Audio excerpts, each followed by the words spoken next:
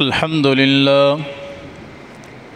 لله نحمده ونستعينه ونستغفره ونؤمن به ونتوكل عليه ونعوذ بالله من شرور أنفسنا ومن سيئات أعمالنا من يهده الله فلا مضل له ومن يضلله فلا هادي له ونشهد أن لا إله إلا الله وحده لا شريك له ونشهد أن محمدًا عبده ورسوله أما بعد فإن خير الحديث كتاب الله وخير الهدي هدي محمد صلى الله عليه وسلم وشر الأمور محدثاتها وكل محدثة بدعة وكل بدعة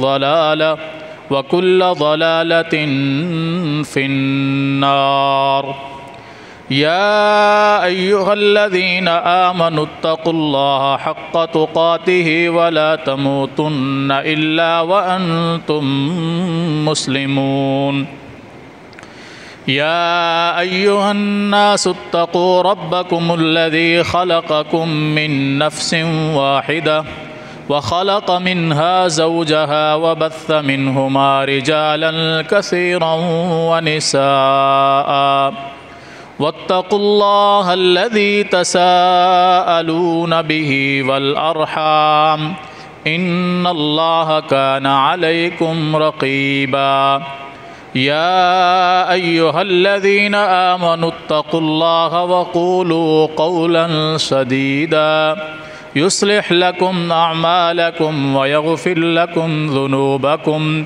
ومن يطع الله ورسوله فقد فاز فوزا عظيما أعوذ بالله السميع العليم من الشيطان الرجيم بسم الله الرحمن الرحيم فانكحوا ما طاب لكم من النساء مثنى وثلاث ورباع اللهم صل على محمد وعلى آل محمد كما صليت على إبراهيم وعلى آل إبراهيم إنك حميد مجيد اللهم بارك على محمد وعلى آل محمد كما باركت على إبراهيم وعلى آل إبراهيم إنك حميد مجيد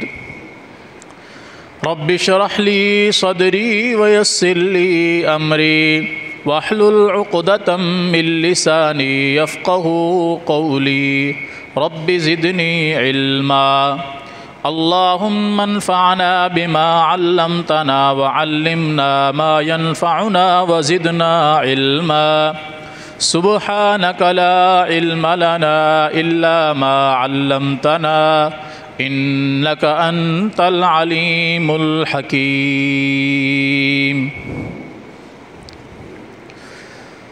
ہر قسم کی حمد و ثنا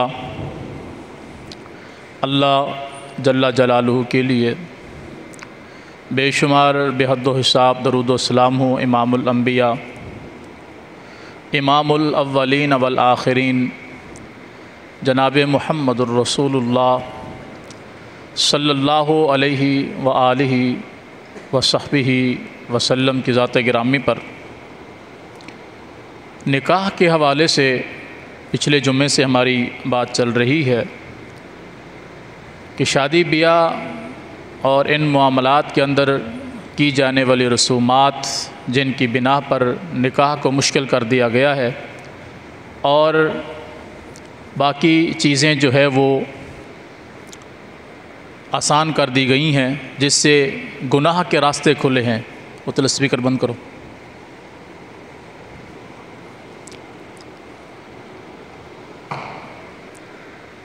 بہت ساری چیزیں جسے ہم ظاہری طور پر اس لیے قبول کرتے ہیں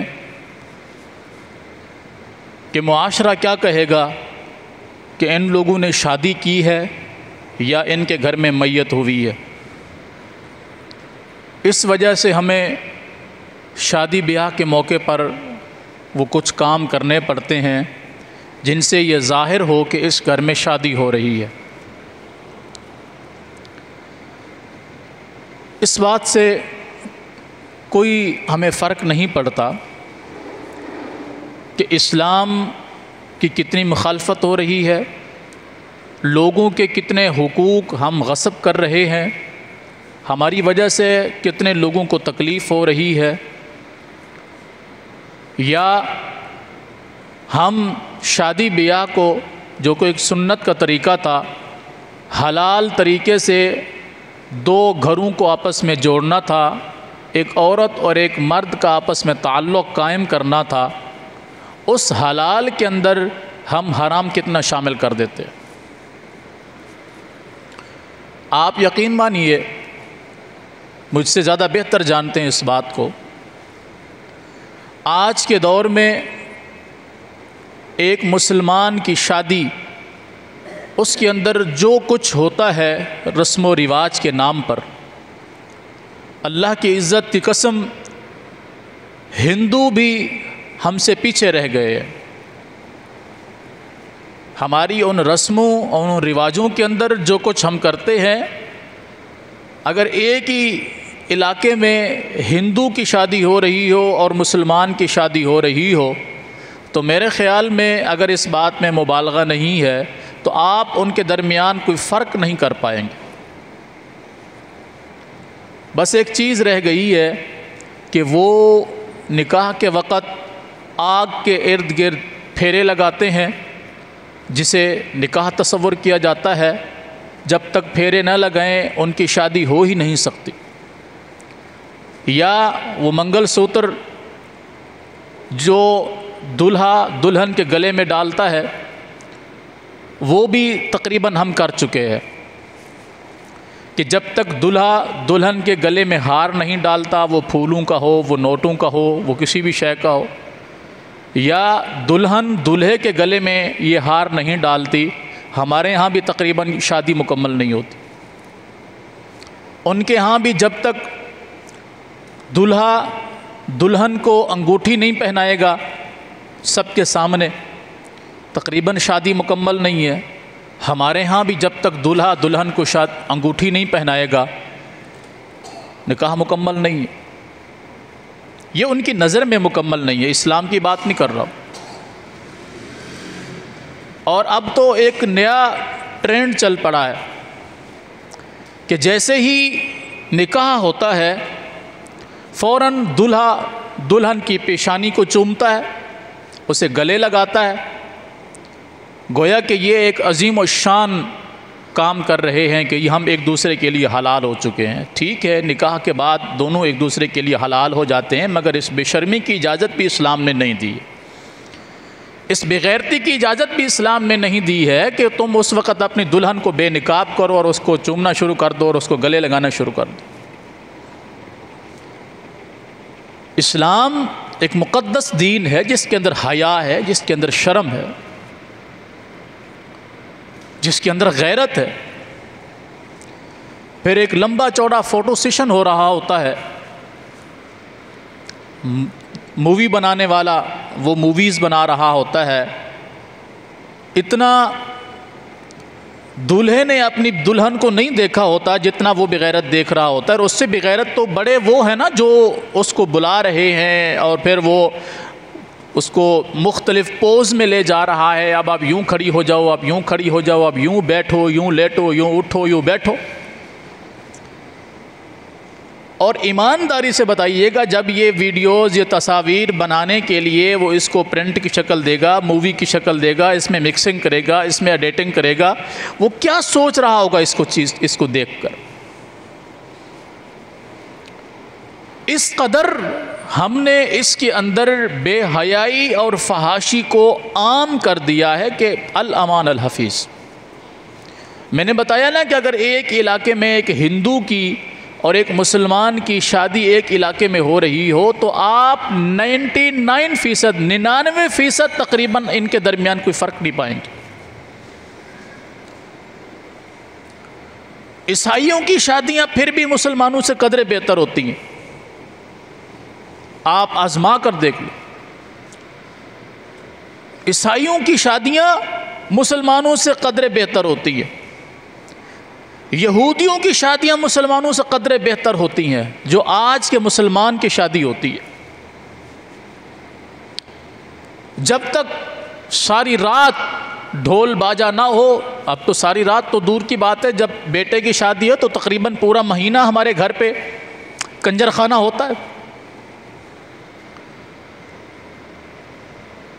ڈھول باجا ہوتا ہے، بڑے شوق ذوق سے ہوتا ہے، پتہ تو چلے نا کہ بھئی اس گھر میں شادی ہو رہی ہے۔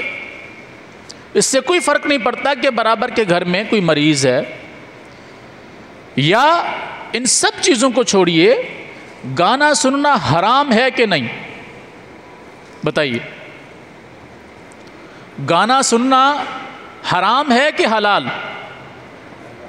حرام ہے۔ کیا یہ واضح حدیث ہے رسول اللہ صلی اللہ علیہ وسلم کی کہ جو لوگ گانا سنتے ہیں قیامت کے دن اللہ ان کے کانوں میں سیسا پگھلا کر ڈلوائے گا، یعنی ان کی سزا ہوگی؟ یہ حدیث ہے کہ نہیں؟ تو جن کی شادی ہو رہی ہے وہ بڑے شوق اور ذوق سے بڑے بڑے ڈیک لگا کر اس کو چالو کر رہے ہیں کہ اپنی شادی کی خوشی منائی جا رہی ہے، نہ چاہتے ہوئے بھی دوسرے کے کان میں آپ اس گناہ کو پہنچا رہے ہیں، تو کیا خیال ہے آپ نیکی کما رہے؟ میرے گھر میں شادی ہو رہی ہے، ناچ گانا چل رہا ہو، کیا ہے جی میری شادی ہے، ظاہر ہونا چاہیے یہ شادی والا گھر ہے، تو میں اپنے گھر میں جو کچھ چلا رہا ہوں میں بھی سن رہا ہوں، میرے گھر والے بھی سن رہے ہیں، اس کی آواز میں نے اتنی کھولی ہوئی ہے کہ نہ چاہتے ہوئے بھی آپ کو سننا پڑ رہا ہے، تو کیا خیال ہے یہ نیکی میرے کھاتے میں آئے گی نا؟ کہ گناہ آئے گا؟ اور پھر مسلسل یہ چلتا رہے گا جب تک کہ شادی کے دن نہ آ جائیں، اور شادی والی رات جسے عام طور پہ جگراتا بھی کہا جاتا ہے، اس رات جو کچھ ہوتا ہے اللہ کی پناہ۔ یہاں شہر کے اندر، کراچی شہر کے اندر تو ہم لوگوں نے یہ کم دیکھا ہے، ہماری پنجاب سائڈ پہ تو ماشاءاللہ سے بڑا عجیب و غریب ماحول ہوتا ہے، باقاعدہ ڈانسر بلائے جاتے ہیں طوائفوں کی شکل میں، ہجڑوں کی شکل میں، اور اب تو طوائفوں اور ہجڑوں کو بلانے کی بھی ضرورت نہیں ہے، ماشاءاللہ سے وہ شادی والے ہی بتاتے خود اتنے ایڈوانس ہو چکے ہیں کہ وہ طوائفیں بھی ان سے سیکھنے کو تیار ہیں۔ کیا خیال؟ وہ اتنے ایڈوانس ہو چکے ہیں، لڑکے لڑکیاں ان کے بال دیکھیں، ان کی چال ڈھال دیکھیں، کہ وہ طوائفیں، وہ کنجر بھی ان سے سیکھنے کو تیار ہیں کہ حضرت یہ سٹیپ ہمیں بھی سکھائی۔ یہ سب کس نام پہ ہو رہا ہے؟ شادی کے نام۔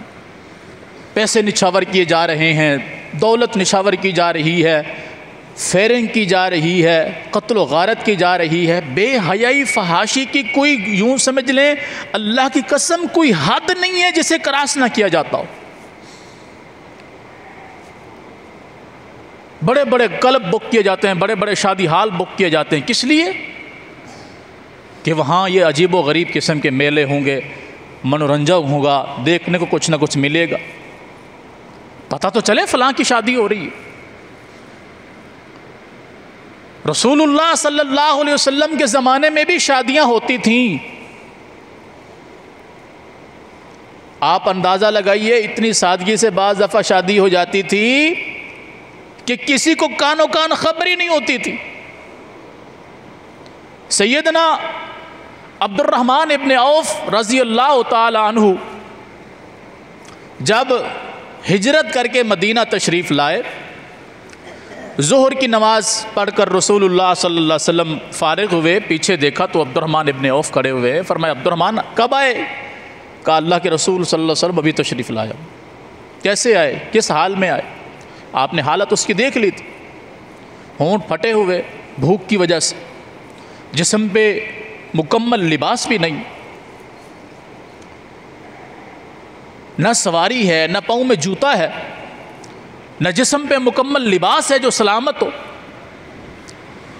بھوک اور سفر کے تھکاوٹ نے اس قدر حالت کر دی ہے کہ پہچاننے میں نہیں آ رہے. جب ہجرت کی سسرالیوں نے بیوی چھین لی کہ تم جاؤ محمد کے غلام بنو بے شک، لیکن ہماری بیٹی کو نہیں لے جا سکتے. سگے بھائیوں نے بیٹا چھین لیا کہ تم جاؤ محمد کے غلام بے شک بنو، لیکن یہ ہمارا خون ہے، تمہارے ساتھ نہیں جائے گا. سواری چھین لی، جو کچھ ساتھ سامان لا رہے تھے وہ چھین لیا. پیدل چل کر مدینہ منورہ میں آئے. جب یہ حالت دیکھی تو کسی نے کہا کہ حضور اس سے کہیے کہ میرا یہ گھر ہے، اس کو آدھا یہ لے لے آدھا میں لے لیتا ہوں. کسی نے کہا جی میری 2 بیویاں ہیں، یہ جس کو پسند کرتا ہے میں اس کو طلاق دے دیتا ہوں، وہ عدت پوری کر کے یہ اس سے نکاح کر لوں. کسی نے کہا جی میں کاروبار میں اس کو شریک کرتا ہوں. جب اس کی رودات سنی کہنے لگی نہیں مجھے کچھ نہیں چاہیے، چند سکے میں نے چھپائے ہوئے ہیں، میں اس سے اپنا کام کروں گا. ان چند سکوں سے انہوں نے گھی خریدا، بازار میں بیچا، پھر خریدا، پھر بیچا، پھر خریدا، پھر بیچا. اتنے بڑے تاجر بن گئے کہ سیدنا عثمان بن عفان کے بعد اگر صحابہ میں کوئی بڑا تاجر تھا تو عبد الرحمن ابن عوف تھے. یوں سمجھ لیں کہ ان کے قافلے کے اندر چلنے والے اونٹوں کو کوئی شمار نہیں کر سکتا تھا. اس عبد الرحمن ابن عوف نے کچھ دنوں کے بعد رسول اللہ صلی اللہ علیہ وسلم کے سامنا کیا تو آپ کے چہرے پر کچھ سرخی، کچھ کپڑوں پر لالی، کچھ سرخی کے نشان تھے. یعنی عورتوں کا جو میک اپ ہوتا ہے وہ کچھ نشان آپ کے کپڑوں پر تھے. آپ نے فرمایا عبد الرحمن یہ کیا ہے؟ عرض کی اللہ کے رسول صلی اللہ علیہ وسلم میں نے نکاح کر لیا ہے. فرمایا اچھا. فرمایا ہمیں دعوت نہیں دی، یعنی ولیمہ کرو، ہمیں دعوت دو اس میں. عبد الرحمن ابن عوف کا مدینہ میں نکاح ہو رہا ہے اور محمد الرسول اللہ صلی اللہ علیہ وسلم کو خبر نہیں. اس قدر سادگی کے ساتھ، کوئی شور شرابہ نہیں، کوئی یہ وہ نہیں، کچھ نہیں. فرمایا ولیمہ کرو، اگرچہ ایک بکری ہی تم ذبح کر سکتے ہو اسے ذبح کرو، اسے کاٹو، کھلاؤ لوگوں کو. اللہ اکبر کبیر. اسلام نے خوشی کو ظاہر کرنے کے لیے جو اجازت دی ہے وہ صرف اور صرف دف ہے. دف، ون سائیڈڈ ڈرم جس کو کہتے ہیں، ایک سائیڈ سے بجتا ہے. اور یہ صرف اور صرف اجازت ہے بچیوں کو کہ وہ گھر کی خواتین مل کے اگر اس دف کو بجاتی ہیں اور کچھ ایسے اشعار پڑھتی ہیں جس کے اندر بے حیائی فحاشی نہ ہو، شرک و بدعت نہ ہو، غلو نہ ہو، تاکہ محسوس ہو کہ اس گھر میں شادی ہے. اور اس کے اندر بھی مردوں کو شامل ہونے کی اجازت نہیں ہے. اس کے اندر بھی مردوں کو شامل ہونے کی اجازت نہیں. ہمارے ہاں تو اگر وہ داماد ہے تو کہتے ہیں اچھا میرے سالے کی شادی ہے اور میں آگے نہ آؤں، گھر سے میں باقی لوگوں سے بڑا تو وہ داماد ہوتا ہے. وہ سالیوں کے ساتھ اٹکلیاں کر رہا ہے، بھابھیوں کے ساتھ اٹکلیاں کر رہا ہے، عجیب و غریب حرکتیں کر رہا ہے. پتہ نہیں چلتا یہ بندر کا بچہ یا انسان کا بچہ. کیوں؟ جو وہ لاڈلا ہے، وہ سالہ ہے گھر کا. سالہ تو آدھا گھر والا ہوتا ہے کہ داماد ہے گھر والا. یعنی عجیب و غریب بغیرتی کی ایک داستان رقم کی جاتی ہے جب مسلمان کے گھر میں شادی ہوتی ہے. اسے آپ حیا والا گھر کہہ ہی نہیں سکتے. پھر اس میں چاہے دیندار طبقہ ہو تو کچھ نہ کچھ معاملات کم ہوں گے، ورنہ تو اللہ کی امان. وہ میں نے بتایا تھا، وہ پرسوں ترسوں بھی میں نے وہ بزرگ سے بات کی. میں نے بولا یار آپ کا تذکرہ میں نے کیا تھا، آپ جمعے میں نہیں تھے. تو کہتے ہیں میں کہیں گیا ہوا تھا، آج بھی وہ نہیں آئے بلکہ آ گئے. کہتے ہیں کہ جب ہماری شادی ہوتی ہے تو ہماری عورتیں ہمیں ہجڑا بنا دیتی ہیں. ہجڑا،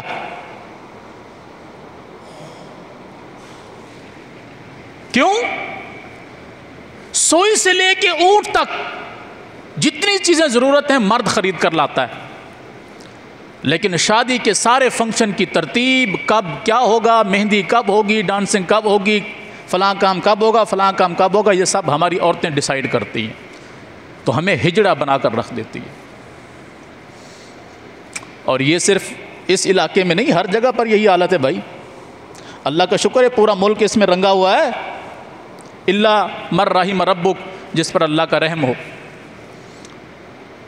کیوں؟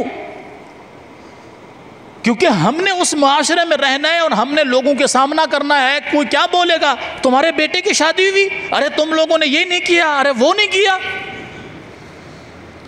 کیا محمد الرسول اللہ صلی اللہ علیہ وسلم نے شادیاں نہیں کی؟ بتائیے، رسول اللہ صلی اللہ علیہ وسلم کی 10 شادیاں ہوئی ہیں، 10 شادیاں۔ کسی ایک شادی میں ڈھول ڈمکا گانا دف بھی نہیں بجایا حضور کی شادی میں کسی نے۔ کوئی اس طرح کا معاملہ دکھا دیجئے۔ ہم کہنے کو تو کہتے ہیں نا کہ ہم عاشق رسول ہیں، ہم محب رسول ہیں، ہم حرمت رسول پہ جان بھی قربان کر دیں گے، حضور کا نام آئے گا ہم گردنیں کٹوا دیں گے، کہتے ہیں کہ نہیں؟ خوشی کے موقع پر سب سے زیادہ اسلام کو نقصان پہنچانے والا مسلمان ہی ہوتا ہے۔ کیوں خوشی ہے؟ کیا اسلام نے خوشی اور غمی منانے کا طریقہ نہیں بتایا؟ بتائیے۔ محمد الرسول اللہ صلی اللہ علیہ وسلم نے فرمایا، لوگوں کوئی عمل ایسا نہیں ہے جو تمہیں جنت کے قریب کر دے، جہنم سے دور کر دے، اور میں نے وہ تمہیں نہ بتایا ہو، اور کوئی عمل ایسا نہیں ہے جو تمہیں جہنم کے قریب کر دے، جنت سے دور کر دے، اور میں نے وہ تمہیں نہ بتا دیا ہو۔ ایک ایک لمحہ، حتیٰ کہ باتھ روم کے اندر پیشاب پخانہ کرتے وقت کیسے بیٹھنا ہے، محمد الرسول اللہ صلی اللہ علیہ وسلم نے یہ تک سکھایا ہے۔ ہم کہتے ہیں خوشی غمی کا طریقہ ہر کسی کا اپنا ہوتا ہے بھائی۔ خوشی کا موقع ہے، شادی بیاہ کا موقع ہے، شادی بار بار تھوڑی آتی ہے، ایک ہی تو ہمارا بیٹا ہے، اس کی شادی ہم کر رہے ہیں تو کم از کم دھوم دھڑکے سے تو ہونی چاہیے، 10 گاؤں تک خبر جانی چاہیے فلاں کے بچے کی شادی ہے۔ اور اللہ کی عزت کی قسم، جس قدر ہم اسلام کی دھجیاں اس خوشی کے موقع پر اڑاتے ہیں، ہمارے گھر اتنے ہی جلدی برباد ہوتے ہیں۔ مجھے بتائیے، پورا مہینہ، پورا ہفتہ، پوری راتیں جب اللہ کے ساتھ دشمنی کی جائے گی، گانے باجے بجائے جائیں گے، لوگوں کی نیندیں حرام کی جائیں گی، ان کا سکون برباد کیا جائے گا، آپ کیا سمجھتے ہیں اس گھر میں برکت آ سکتی ہے؟ کبھی نہیں آ سکتی۔ کیا جن لوگوں کو پریشانی ہوئی میری وجہ سے، میری خوشی کی وجہ سے، یہ سارے لوگ میرے حق میں دعا کرتے ہوں گے رات کو سوتے وقت؟ ذرا اپنے گرمان میں جھانک کر دیکھیں کہ میری خوشی کی وجہ سے جتنے لوگ پریشان ہو رہے ہیں، یہ میرے حق میں دعا کریں گے؟ کبھی نہیں کریں گے۔ سارا کچھ چل رہا ہوتا ہے، حتیٰ کہ اگر مسجد کے اندر بھی نکاح کیا جا رہا ہو نا، مسجد کے اندر نکاح کیا جا رہا ہو تو مسجد کے دروازے تک، باہر تک تو اللہ کا شکر ہے ڈھول ڈمکا ہمارا ساتھ ہوتا ہے، اور اگر شادی حال میں ہے تو پھر تو مزے ہی مزے بھائی۔ کس کو اب روکیں گے، کس کو سمجھائیں گے؟ حتیٰ کہ جب مولوی صاحب نکاح پڑھانے کے بعد دعا کرتے ہیں تو اس وقت کہا جاتا ہے بھائی او خاموش ہو جاؤ، دعا ہو رہی ہے۔ یعنی وہ لمحہ بھی بڑی مشکل سے قیامت بن کر گزرتا ہے کہ اتنے لمحے کے لیے گانا باجا بند کیوں ہوا؟ وہ لمحہ بھی قیامت بن کر گزرتا ہے اگر مولوی صاحب 1 منٹ کی بجائے 4 منٹ لمبی دعا کرا دے تو وہ لمحہ بھی ہمارے لیے قیامت بن جاتا۔ اور جیسے دعا ختم پھر شروع۔ اب جس قدر اللہ کے اور اس کے رسول کے ساتھ غداری اور دشمنی خوشی کے موقع پر کی گئی ہے، اللہ کی قسم اتنا جلدی گھر برباد ہوگا۔ اور جس قدر ہم سنت کو اپنائیں گے، دین کو اپنائیں گے، اللہ کی عزت کی قسم اللہ اس گھر کی حفاظت بھی اتنی زیادہ کرے گا۔ آپ دیکھیے گا صحابہ کرام رضوان اللہ علیہ مجمعین کی شادیاں ہوئیں، ان کے بچوں کی شادیاں ہوئیں، آپ کو شاذ و نادر کہیں ملے گا کہ کوئی گھر برباد ہوا ہے، شاذ و نادر، وہ بھی فطرتاً انسان کے اندر بعض دفعہ غصہ یا برداشت نہیں ہوتی یا کوئی اس طرح کا معاملہ پیش آ جاتا ہے، شاذ و نادر آپ کو کہیں ملے گا کہ کسی صحابی نے طلاق دی ہے یا کوئی جھگڑا پیدا ہوا ہے، گھر کے اندر کوئی فساد ہوا ہے، شاذ و نادر، یعنی 1.5 لاکھ صحابہ کرام کی جماعت ہے، اللہ کی عزت کی قسم 1.5 لاکھ صحابہ کرام میں سے آپ کو 1000 واقعہ بھی نہیں ملے گا، 100 واقعہ بھی نہیں ملے گا، 1,500 صحابہ میں سے 100 واقعہ بھی آپ کو گھروں کے برباد ہونے کا نہیں ملے گا۔ کیوں؟ سنت کے مطابق سارے کام ہوئے۔ وہ 100 واقعات اگر کسی گھر میں ہوئے ہیں، کسی علاقے میں، کسی قوم قبیلے کے اندر ہوئے بھی ہیں، تو وہ بعض چیزوں کی بنا پر بعض قومی قبیلے جو رنجشیں کوئی اس طرح کی چیزیں آ جاتی ہیں، یا فطرتاً انسان ایک دوسرے کو پسند نہیں کر پاتا، تو وہ اگر کہیں نہ کہیں کوئی آڑے آئے ہیں تو طلاقیں ہوئی ہیں یا خلا ہوا ہے، ورنہ ان کے گھر بسے ہیں، کیونکہ انہوں نے تربیت پائی تھی محمد الرسول اللہ صلی اللہ علیہ وسلم سے۔ ہم کہتے ہیں مولوی صاحب یہ دین، یہ ساری باتیں ٹھیک ہیں، اپنے تک رکھیے، خوشی ہماری مرضی کے مطابق ہوگی، ہمارے بچے کی شادی ہے، ہماری بیٹی کی شادی ہے، ہماری برادری ہے، ہم اپنی قوم کو ہم نے ڈیل کرنا ہے، آپ کو کیا پتا؟ تو کیا مولوی اس معاشرے کا حصہ نہیں ہے؟ بتائیے۔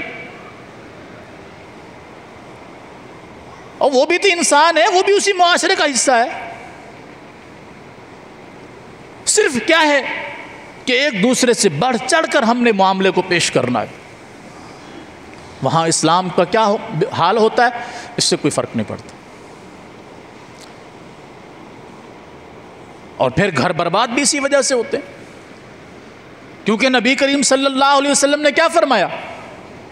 من اطاعنی داخل الجنہ ومن ابانی فقد ابا ومن عصانی فقد ابا، فرمایا جس نے میری اطاعت کی وہ جنت میں جائے گا، اور جس نے میری نافرمانی کی اس نے جنت میں جانے سے انکار کر دیا۔ تو ہم خوشی کے موقع پر جتنی اسلام کی نافرمانی کرتے ہیں، اللہ اور اس کے رسول کے احکامات کو پس پشت ڈال کر جو کچھ کرتے ہیں، ایمانداری سے بتائیے ہم جنت میں جانے والا کوئی کام کرتے ہیں؟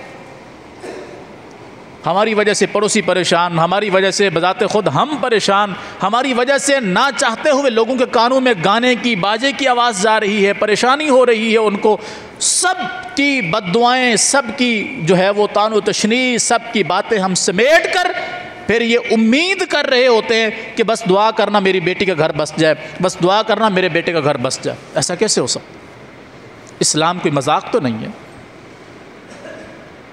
میں نے عرض کیا کہ اس قدر سادگی سے شادیاں ہوتی تھیں حضور کے زمانے میں کہ خود حضور کو بھی پتہ نہیں ہوتا تھا صلی اللہ علیہ وسلم، جس طرح عبد الرحمن ابن عوف کا واقعہ ہے یا کئی ایک واقعات ہیں۔ خود رسول اللہ صلی اللہ علیہ وسلم کے ساتھ آپ نے جو نکاح کیے، صحابہ کرام نے فرمایا کہ ہمیں یہ تجسس ہوتا تھا کہ حضور نے نکاح کیا ہے، کیونکہ جو جنگ میں خواتین آتی تھیں وہ لونڈیاں بنا لی جاتی تھیں، تو لونڈی کے ساتھ بغیر نکاح کے انسان رہ سکتا ہے، تو ہمیں بعض دفعہ یہ شک گزرتا تھا کہ اس عورت کے ساتھ حضور نے نکاح کیا ہے یا اس کو اپنی لونڈی بنایا ہے۔ اللہ اکبر کبیرہ۔ زینب بنت جحش والا معاملہ دیکھ لیجئے، رسول اللہ صلی اللہ علیہ وسلم سفر میں، اور سفر کے اندر آپ نے نکاح کر لیا، اس کو آزاد کر دیا، اس کے ساتھ نکاح کر لیا، گھر تشریف لائے، ایک ہی کمرہ ہے، اور اس ایک ہی کمرے کے اندر حضور نے اور حضور کی اہلیہ نے آرام بھی کرنا ہے، اور وہ ایک ہی کمرہ ہے جس میں ولیمہ کی دعوت بھی ہو رہی ہے۔ 22ویں پارے کو پڑھیے، سورہ احزاب کو، آپ کو اللہ کے قرآن میں حضور کی اس شادی کا تذکرہ ملے گا کہ کھانا کھلایا جا رہا ہے آنے والے مہمانوں کو، کھانا کھانے کے بعد وہ تھوڑی دیر وہاں بیٹھ رہے ہیں، آرام کر رہے ہیں۔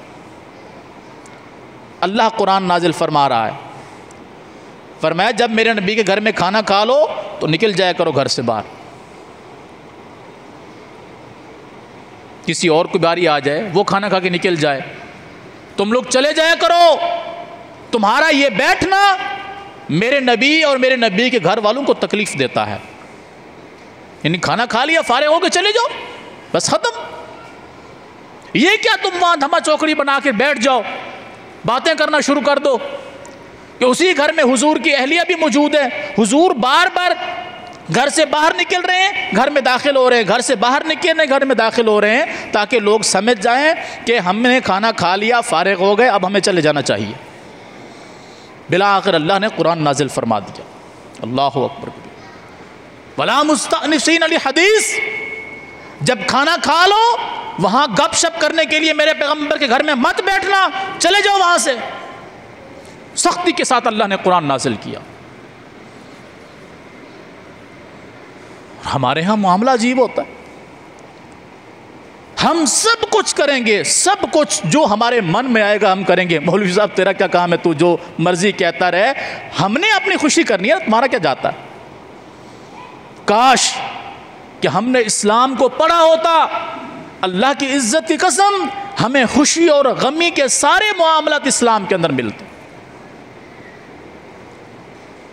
ہم نے سب کچھ ختم کر دیا. خوشی کے سارے موقع ہم نے ہندوؤں سے لے لیے. پہلے منگنی ہوگی, منگنی کے بعد پھر جو ہے نا وہ منگنی پکی ہوگی, منگنی پکی ہونے کے بعد پھر مہندی ہوگی, پھر دن طے کیے جائیں گے, پھر مہندی کھولنے جائیں گے, پھر یہ ہوگا, پھر وہ ہوگا, پھر فلاں ہوگا. شادی نہ ہوئی کہ عذاب ہو گیا, محلے والوں کے لیے بھی اور شادی والوں کے لیے بھی. جس قدر ہم نے مشکل کر دیا, جس قدر ہم نے مشکل کر دیا, زنا اتنا آسان ہو گیا. آج ایک شریف النفس انسان اپنی اگر شادی کرنا چاہتا ہے, اللہ کی قسم وہ اپنی بیٹی کی شادی کرنا چاہتا ہو, اپنے بیٹے کی شادی کرنا چاہتا ہو, کم از کم 10 لاکھ, کم از کم 10 لاکھ سے اوپر کا معاملہ اس کے پاس ہو تو وہ اپنی بیٹی کی شادی کر سکتا ہے. 40 50 ہزار کے, لاکھ 1.5 لاکھ روپے کے تو صرف سوٹ آنے ہیں. پھر سالیوں کو دینا ہے, پھر ساس کو دینا ہے, پھر سسر کو دینا ہے, پھر ان کی طرف سے آنا ہے, پھر ان کی طرف سے جانا ہے, پھر یہ کرنا ہے, پھر وہ کرنا ہے. 10 لاکھ روپیہ کم از کم غریب کے پاس ہو تو وہ اپنی بچی کے ہاتھ پیلے کر سکتا ہے. اور آپ کو پتہ ہے اسلام کے اندر کتنی سہولت ہے. اللہ اکبر کبیرہ. نبی علیہ الصلوۃ والسلام کے پاس ایک خاتون آئی, کیونکہ اسلام کے اندر صرف حضور کی ہستی ایسی ہے کہ جن کے پاس آ کر کوئی عورت اگر یہ کہہ دے حضور میں اپنے آپ کو آپ کے لیے پیش کرتی ہوں, تو یہ صرف حضور کی ذات ہے. اس کے علاوہ کوئی عورت کسی مرد کے پاس جا کر یہ نہیں کہہ سکتی کہ میں اپنے آپ کو آپ کے لیے پیش کرتی ہوں, آپ کے لیے میں حلال ہوں. حضور چاہیں تو اس سے نکاح کر لیں, چاہیں تو قبول نہ کریں اس کو. لیکن یہ بھی ایک مدت رہی جب حضور کی شادیاں زیادہ ہو گئیں, اللہ نے ان چیزوں سے بھی منع کر دیا. سورہ احزاب کے اندر یہ سارا واقعہ موجود ہے. ایک عورت آئی اللہ کے رسول صلی اللہ علیہ وسلم کے پاس اور اپنے آپ کو پیش کیا. حضور نے اس کی طرف دیکھا اور پھر آپ نے اپنی نظریں نیچے جھکا لی, جس کا معنی یہ تھا کہ حضور نے اسے قبول نہیں کیا. صحابہ کرام بیٹھے ہوئے ہیں. ایک صحابی کھڑے ہوئے کہا اللہ کے رسول صلی اللہ علیہ وسلم اگر آپ کو اس کی حاجت نہیں ہے تو مجھے اس کی حاجت ہے, یعنی میرا اس کے ساتھ نکاح کر دیجیے. آپ نے فرمایا تمہارے پاس کچھ ہے اس کو دینے کے لیے؟ کہا کچھ نہیں ہے میرے پاس. کہا کچھ بھی ہو؟ کہا حضور کچھ بھی نہیں. کہا جاؤ گھر میں تلاش کرو, اگر تمہیں کچھ نہ ملے, ایک چھلا مل جائے نا لوہے کا, وہ لے آؤ, میں وہ حق مہر مقرر کر کے تمہارا نکاح کر دیتا ہوں. کہا حضور وہ بھی نہیں ہے, یہ ایک چادر ہے بس, اسے جو میں نے تن پہ باندھا ہوا ہے یہ ایک چادر ہے, اسے 2 ٹکڑے کر دیجئے, آدھا اس کو دے دیجئے, آدھا مجھے دے دیجئے. فرمایا آدھی تمہارے کسی کام کے نہیں, آدھی اس کی کسی کام کے نہیں. بیٹھ گیا, یعنی کچھ بھی نہیں ہے پاس. پھر آپ نے فرمایا اچھا یہ بتاؤ تمہیں قرآن میں سے کچھ یاد ہے؟ تو اس نے عرض کی اللہ کے رسول مجھے فلاں فلاں فلاں فلاں صورتیں یاد ہے. فرمایا اگر وہ تم اس کو یاد کرا دو, اپنی بیوی کو وہ صورتیں یاد کروا دو تو میں اس کے بدلے میں تمہارا نکاح کر دیتا ہوں۔ میں حیران ہوتا ہوں اللہ کی عزت کی قسم، کس قدر وہ خوش نصیب جوڑا ہوگا جن کا حق مہر قرآن کی صورتیں۔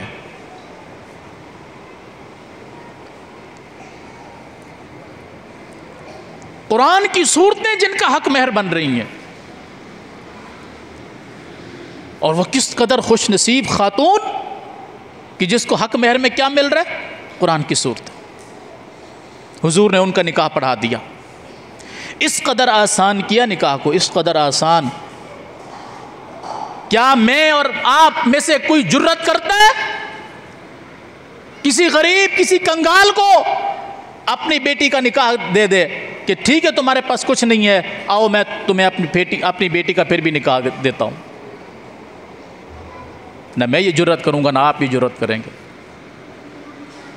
اس کو دے دے جس کو ہم جانتے نہیں، جس کا اتا پتہ کوئی نہیں، ٹھیک ہے اس کے بارے میں معلومات کیجئے، اگر معلومات پر وہ کھرا اترے پھر تو دینے کو تیار ہو جائے نا، ہم پھر بھی تیار نہیں ہوتے۔ نتیجہ کیا نکلتا ہے؟ بچوں کی عمریں بڑھ جاتی ہیں، بچیوں کی عمریں بڑھ جاتی ہیں، بالوں میں سفیدی آ جاتی ہے، تب نکاح کی عمر گزر چکی ہوتی۔ اگر آج ہم جمعہ تھوڑا سا لمبا کر دیں تو کوئی تکلیف تو نہیں ہے؟ کیا خیال ہے؟ ویسے تو یہ موضوع اگلے 3-4 جمعے تک بھی چلے گا، بس آخری بات کر کے اپنی بات کو ختم کرتا ہوں۔ ہم نے شرائط اتنی رکھ دی ہیں نکاح کے موقع پر کہ جس کی وجہ سے انسان 100 بار سوچتا ہے کہ میں یہاں کروں یا نہ کروں۔ دولہا والوں کی طرف سے نکاح کی شرائط دیکھیں تو اتنی لمبی چوڑی لسٹ ملے گی، دلہن والوں کی طرف سے دیکھیں تو اس کی طرف سے بھی لسٹ ملے گی۔ جس قدر ہم مشکل کرتے جائیں گے اس قدر جو ہے وہ معاملہ بڑھتا جائے گا۔ جب عمریں نکل جاتی ہیں پھر ہم کہتے ہیں جیسا بھی مل جائے بس ہماری بچی کا گھر بس جانا چاہیے، ورنہ ایک لمبی عمر تک مرد بھی ڈھونڈتا ہے کہ میرے لیے کوئی راجکماری ہونی چاہیے، کوئی آسمان سے اتری ہوئی پری ہونی چاہیے، اور عورت کی بھی ایک لمبی عمر تک یہ خواہش ہوتی ہے کہ میرے لیے ایسا ہینڈسم، بہترین، سمل، سمارٹ، فلاں ڈینگ ڈمکان، ویل سیٹڈ ہونا چاہیے بندہ، نہیں ملتا۔ میں 2013 میں نیول کے اندر کرسچن اسکول کے اندر پڑھاتا تھا، سر غفور تھے، انگلش کے ٹیچر تھے، ہمارے یہ بابا تاج محمد کی عمر کے تھے۔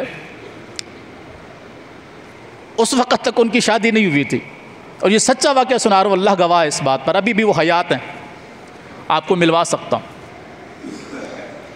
2013 میں اس کی شادی نہیں ہوئی تھی، عمر کتنی تھی؟ تقریباً 70 سال کے قریب، انگلش کے ٹیچر تھے۔ مذاق میں ان سے پوچھا، سب ٹیچروں نے، میں بھی اس میں شامل تھا، کہ شادی کیوں نہیں کی؟ تو کہنے لگے بیٹا بس لمبی چوڑی کہانی ہے۔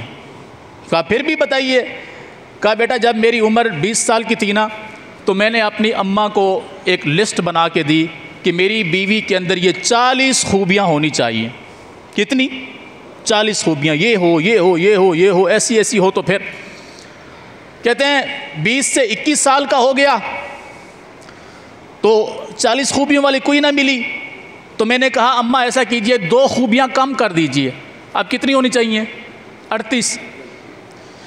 میرے جو سال بڑھتے گئے خوبیاں کم ہوتی گئیں، میں 40 کا ہو گیا، خوبیاں ساری ختم ہو گئی۔ اب میں نے کہا اماں کوئی ایسی ہونی چاہیے کہ جس میں بس سانس آتا جاتا ہو۔ یہ تو خیر ایک مذاق کے اندر انہوں نے بات کی، لیکن انہوں نے یہی بتایا کہ بیٹا میں چاہتا تھا اس طرح کی ہو، اس طرح کی ہو، ملتی تھی تو وہ ایسی ہوتی تھیں جو میرے مزاج کے مطابق نہیں ہوتی تھیں، بس وہ رہ گیا، پھر اس کے بعد میں نے خواہش ترک کر دی۔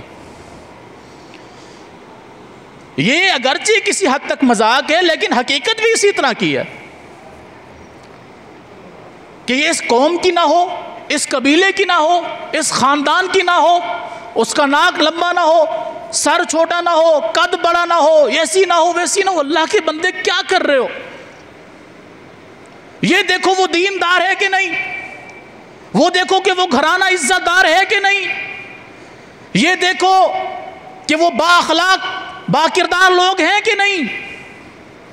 اور دلہن والوں کو بھی چاہیے وہ اپنی بچی کے لیے اسی طرح کا رشتہ دیکھیں، وہ شریف النفس ہوں، با اخلاق ہوں، دیندار ہوں، با کردار لوگ ہوں۔ میں نے پچھلے جمعے آپ کو رسول اللہ صلی اللہ علیہ وسلم کی حدیث سنائی تھی۔ اللہ کے رسول صلی اللہ علیہ وسلم نے فرمایا تھا عورت سے نکاح کیا جاتا ہے 4 چیزیں دیکھ کر۔ نمبر 1 اس کی خوبصورتی دیکھ کر، نمبر 2 اس کا مال دیکھ کر، نمبر 3 اس کا خاندان دیکھ کر، نمبر 4 اس کا دین دیکھ کر۔ خوبصورت ہے کہ نہیں، مالدار ہے کہ نہیں، یعنی جہیز کتنا لائے گی، خاندان بڑا ہے کہ نہیں، کم از کم کل کو کوئی یہ تو نہیں بولے گا بھی تم فلاں برادری کے ہو اور تم نے کمین میں نکاح کر دیا۔ برادری والوں کو عزت دکھانی ہے کہ ہم بڑے خاندان کی بہو لائے۔ اور چوتھی چیز کیا ہے؟ فرمایا دین کو دیکھ کر نکاح کیا جاتا ہے۔ اور میں محمد الرسول اللہ صلی اللہ علیہ وسلم تمہیں تلقین کرتا ہوں فاظفر بذات الدین، تم باقی تینوں چیزوں کو چھوڑ دو، دین کو ترجیح دو۔ اگر وہ بڑے خاندان کی نہیں کوئی مسئلہ نہیں، مالدار نہیں کوئی مسئلہ نہیں، خوبصورت نہیں کوئی مسئلہ نہیں، اگر وہ دیندار ہے اللہ تمہارے ہاتھوں کو خاک آلودہ کر دے گا، اللہ تمہارے گھروں کو آباد کر دے گا، جس کا دوسرا معنی یہ ہے۔ اور یہی بات دلہا والوں کے لیے بیان فرمایا اگر تمہاری کسی محرم کے لیے کوئی ایسا رشتہ آتا ہے، تمہاری کسی محرم کے لیے کوئی ایسا نکاح کا پیغام آتا ہے جس کے دین اور اخلاق سے تم مطمئن ہو، کس قوم کا ہے، کس قبیلے کا ہے، کس خاندان کا ہے، نہیں، بس وہ با اخلاق ہو، دیندار ہو۔ فرمایا اگر تمہاری کسی محرم کے لیے دیندار اور با اخلاق نکاح کا پیغام آتا ہے کسی ایسے فرد کا جس میں یہ 2 کوالٹیاں کم از کم ہوں، دیندار ہو، با اخلاق۔ فرمایا اگر تمہارے پاس ایسا پیغام آتا ہے تو اس کے ساتھ اپنی اس محرم کا نکاح کر دو۔ یہ محمد الرسول اللہ صلی اللہ علیہ وسلم کا حکم ہے، مشورہ نہیں ہے۔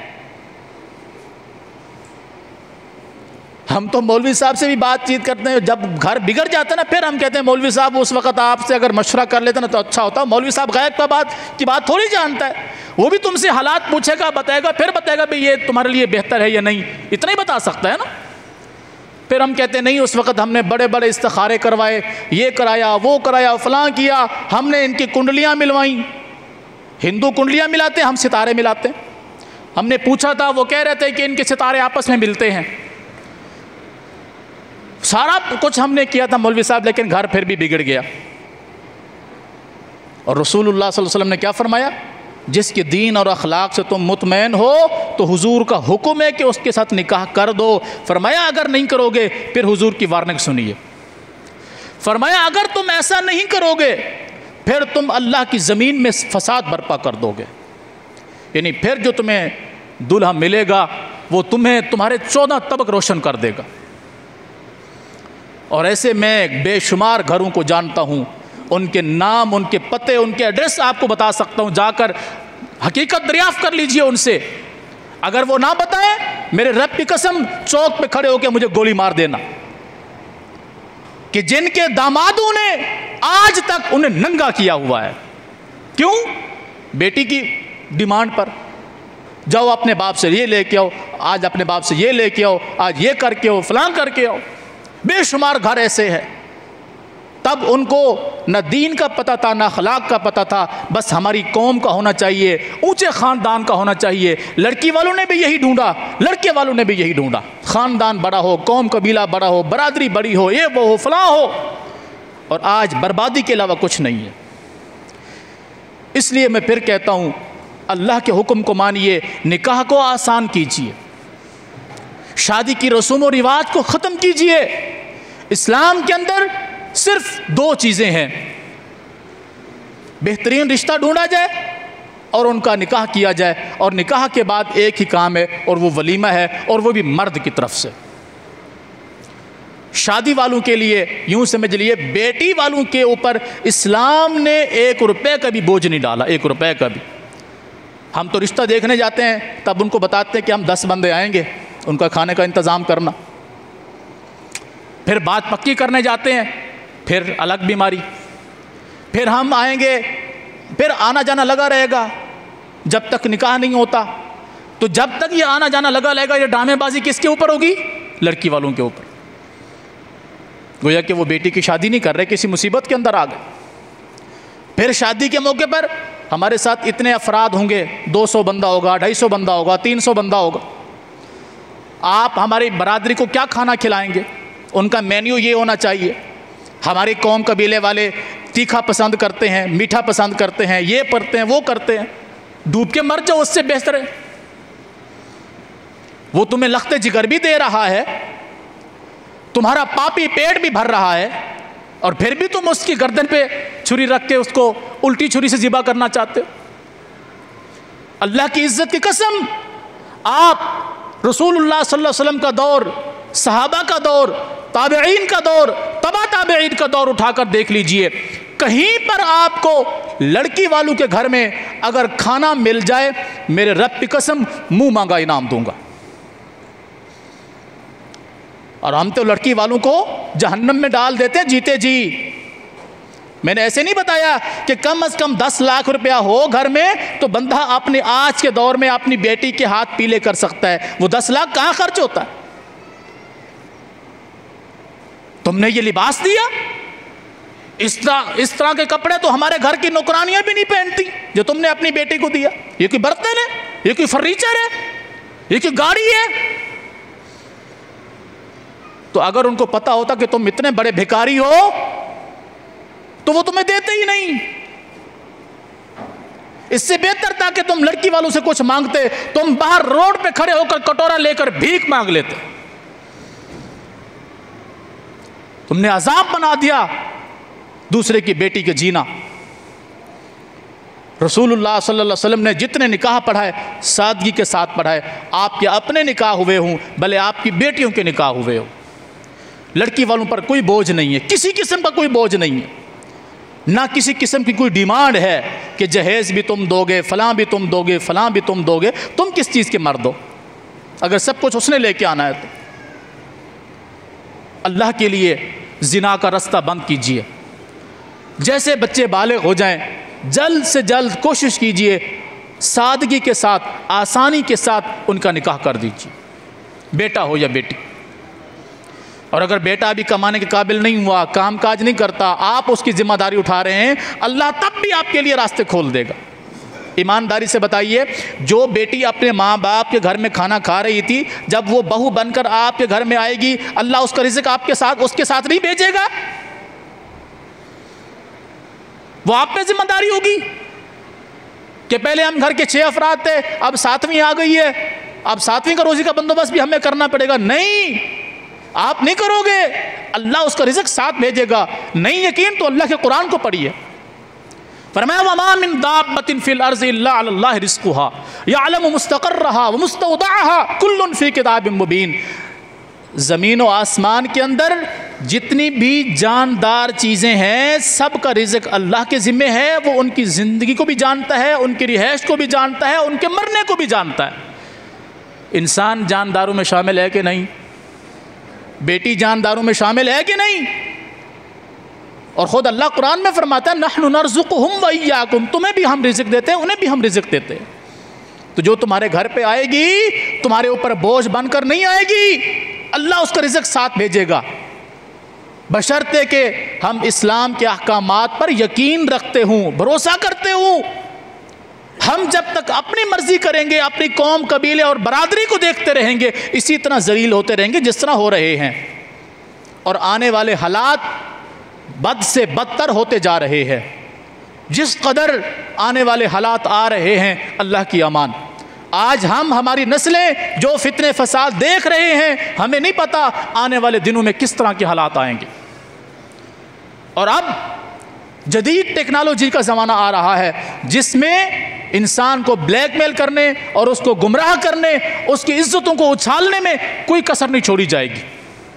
اس سے پہلے اپنے گھروں کو سدھار لیجئے. میں بھی، آپ بھی، ہر بندہ اپنے گھروں، اپنے بیٹوں، اپنی بیٹیوں کے متعلق سوچے تاکہ آسانی کے ساتھ ان کے گھروں کو بسایا جا سکے، اسلام کی تعلیمات کے مطابق کیا جا سکے۔ پنکھے چالو کر دیں پیچھے۔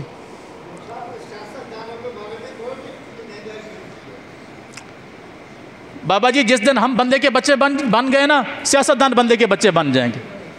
تو ہم بندے کے بچے نہیں بنیں گے تو سیاستدان کہاں سے بنیں گے؟ بتائیے، جب ہم بندے کے بچے نہیں بنیں گے تو سیاستدان بنیں گے؟ کیا خیال ہے؟ سیاست کو بھی بیان کرنا چاہیے، لیکن سیاست کے اندر آج کی سیاست میں جھوٹ کے علاوہ کچھ نہیں ہے۔ میں کہوں گا فلاں پارٹی والا صحیح ہے، فلاں بدماش ہے، آپ بولیں گے یہ فلاں پارٹی کا حمایتی ہے، تو بھائی کون ہے بندے کا بچہ جو اس ملک کے لیے مخلص ہو؟ تو کوئی نہیں ہے نا۔ میرے بس میں اگر 10 روپے کی کرپشن ہے تو میں 10 روپے کروں گا، آپ کی طاقت 1000 روپے کی، آپ 1000 روپے کریں گے۔ جب ہم آپس میں اس قدر چور ڈاکو ہیں تو ہمارے اوپر کوئی جبرائیل تھوڑی حکومت کرے گا۔ اللہ ہمیں ہدایت نصیب فرمائے۔ اقول قولی ھذا واستغفر اللہ لی ولکم ولسائر المسلمین۔